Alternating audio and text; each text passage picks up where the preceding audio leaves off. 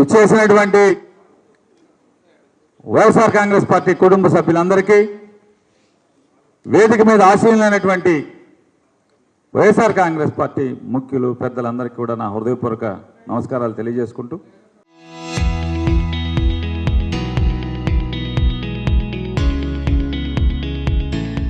ఇవాళ ఈరోజు మన సమావేశం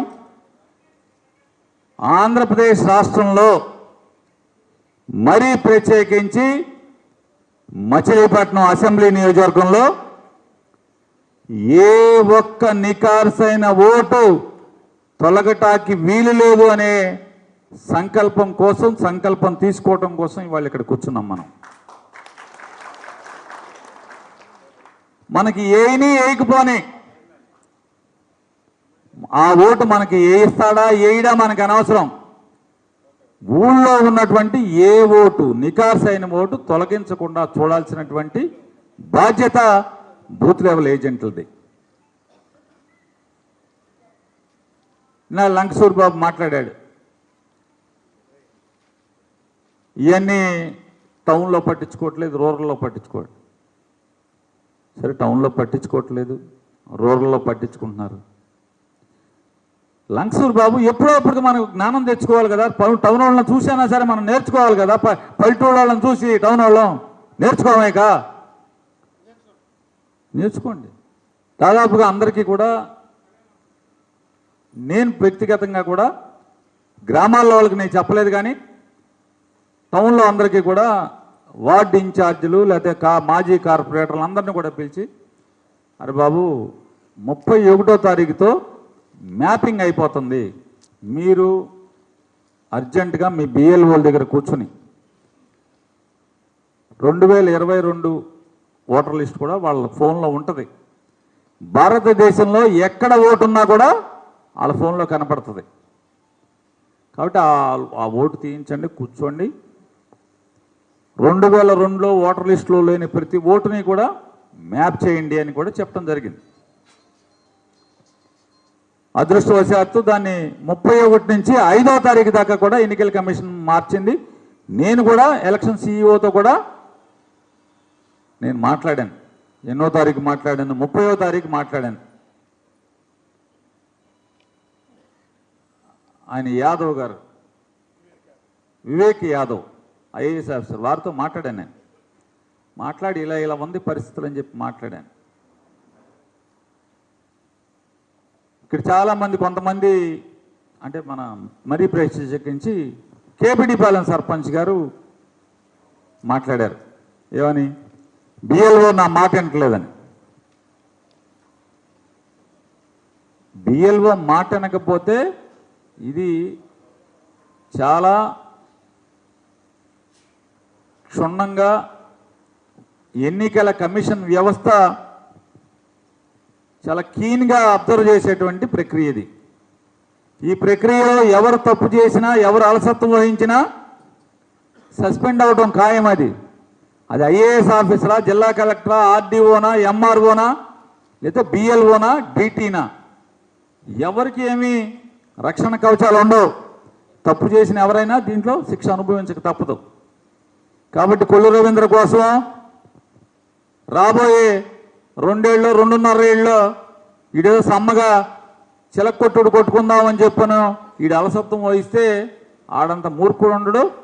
మనం ఆయన్నేమి కరెంటు షాక్ ఇచ్చేట్టుగా మనం ప్రయత్నం చేయకపోతే మనంత సొత్తుకే సాంబయ్య ఎవడు ఉండడు. మనం రాజకీయ నాయకులం. ఇవాళ ఒక సామాన్యమైన కార్యకర్తే 24 మాసాలు గడిచేప్పటికీ పోలీసులు ఫోన్ చేసి జాగ్రత్త కేసులు పెడతామంటే పెట్టుకో, ఏం చేస్తావు, నీ చేతనం చేసుకోమని కార్యకర్త మాట్లాడుతున్నాడు. అరే నువ్వు ఒక మున్సిపాలిటీకి ఒక వార్డు చూస్తావు, ఒక పంచాయతీకి సర్పంచ్ అంటావు, లేదా రేపు పోటీ చేస్తానని చెప్పి డబ్బాలు కొడతావు. ఓ బిఎల్ఓని రూల్ ప్రకారం దబాయించలేవా? రూల్ ప్రకారం ఉద్యోగం చేయించలేమా? మనమేమి ఎవడి దయాదక్షిణలు కోరుకోవట్లా. ఏ బిఎల్ఓది ఎన్నికల కమిషన్ నియమావళి ప్రకారం ఉద్యోగం చేయమని అడుగుతున్నాం. కాబట్టి మీరు గట్టిగా పట్టుకోండి. ఇప్పటికైనా మున్సిపాలిటీలో కొంతమందికి ఒక అపోహ ఉంది, ఇవన్నీ ఎమ్మెల్యే ఎలక్షన్ కదా మనకేం సంబంధం అని చెప్పని కొంతమంది అనుకుంటున్నారు. ఎమ్మెల్యే ఎలక్షన్కి కిట్టుకి జగన్కి ఊడిందేం లేదు. ఎందుకంటే సెప్టెంబర్ 22వ తారీఖున ఇది ఫైనల్ ఓటర్ లిస్టు ప్రింట్ అవుతుంది. సెప్టెంబర్ 22 ఆ ఓటర్ లిస్ట్ ఆధారంగానే పంచాయతీ ఎలక్షన్లు, మున్సిపాలిటీ ఎలక్షన్లు జరుగుతాయి.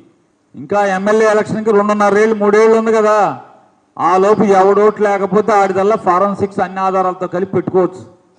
కాబట్టి మీరు జాగ్రత్త వహించాల్సింది ఏంటంటే ఎవరైతే బాధ్యత లేకుండా వ్యవహరిస్తున్నారో ఫస్ట్ బద్దలయ్యేది స్థానిక సంస్థల ఎన్నికల్లోనే.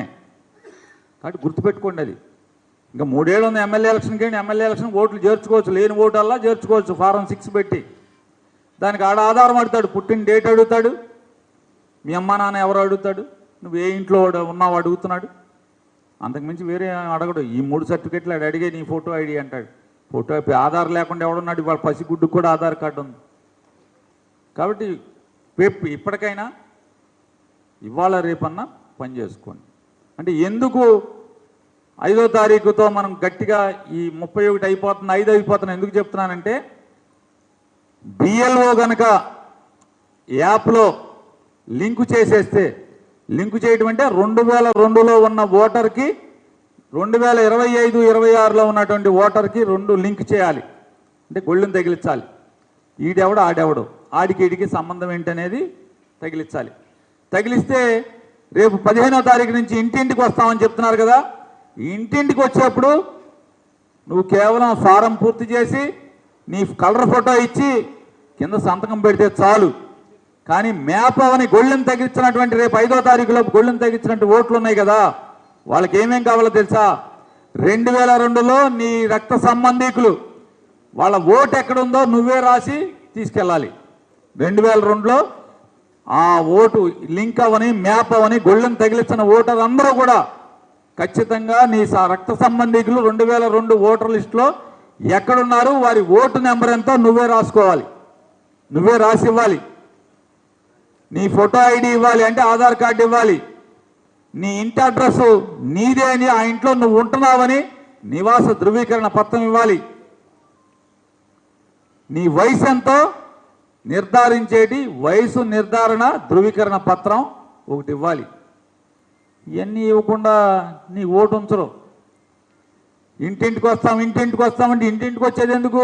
నీ మొఖాన్ని ఒక ఫారం పడేస్తాడు, ఖాళీ ఫారం. ఆ ఖాళీ ఫారం మీద నువ్వు ఇవన్నీ పూర్తి చేసి ఆధారాలన్నీ జతపరిచి మళ్ళీ బిఎల్ఓకి జూన్ 15 నుంచి జూలై 14వ తారీఖు లోపు ఇస్తే జూలై 21వ తారీఖున డ్రాఫ్ట్ పబ్లికేషన్ అవుద్ది. ఓట్లు ఎత్తేస్తాడు అప్పుడు. ఈ పూర్తి చేసి ఇవ్వనటువంటి అన్ని ఓట్లు ఎత్తేస్తారు. అంటే మ్యాప్ ఎందుకు కావాలి, గొళ్ళు ఎందుకు తగిలించాలి తొందరగా ఎందుకు అంటున్నానంటే, అది తగిలిస్తే సులువైపోద్ది. ఫారం మీద మనకి ఇచ్చేటువంటి ఆ ఫారం ఉంటుంది కదా, ఎన్యూమరేషన్ ఫారం. ఆ ఎన్యూమరేషన్ ఫారం మీద చేతితో పూర్తి చేయొచ్చు. చదువు రాకపోతే బిఎల్ఓ పూర్తి చేసుకుంటారు. మనం కలర్ ఫోటో సంతకం పెడితే ఆటోమేటిక్గా పని అయిపోతుంది. అందుకోసమని మ్యాపింగ్ చేయండి అని చెప్పేది. మీ ఇష్టం, ఆలోచించుకొని చేయండి. ఇదంతా కూడా చేస్తే పార్టీ బాగుంటుంది. కొంతమందికి ఎట్లా ఉందంటే, నేను గెలిచినా ఓడినా నేనే ఇన్ఛార్జిని కదా, రేపు మళ్ళీ జగన్ వచ్చాక నేనే వార్డు ఇన్ఛార్జ్ కదా అని దుర్మార్గమైన ఆలోచనతో ఉన్నారు. నేను చెప్తున్నా, ఖచ్చితంగా ఇవాళ ఈ ఎస్ఐఆర్ ప్రక్రియలో బాధ్యత లేకుండా వచ్చిన ఉన్నోళ్ళు మాత్రం జగన్ వచ్చాక మాత్రం వార్డు ఇన్ఛార్జిగా, పంచాయతీ ఇన్ఛార్జిగా మాత్రం ఉండే అవకాశమే లేదు. ఉంచమని చెప్తున్నాను నేను.